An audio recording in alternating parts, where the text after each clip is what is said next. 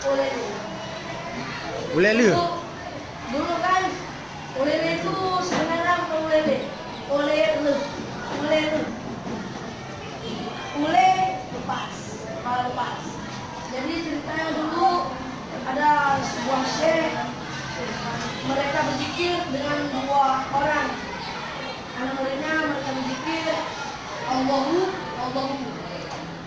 Sedang mendengar mereka bilang Allah.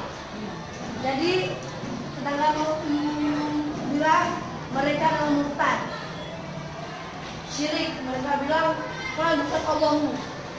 Jadi pada suatu hari syekh ini dikerok kepala sama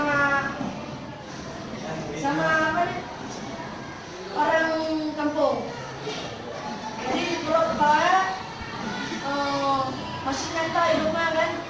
Dikerok kepala, otaknya dipegang, tangan dipegang, dibawa menuju ke ujung pintu di atas orang matanya.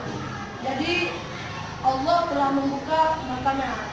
Dari buka matanya tinggal dia beristirahat.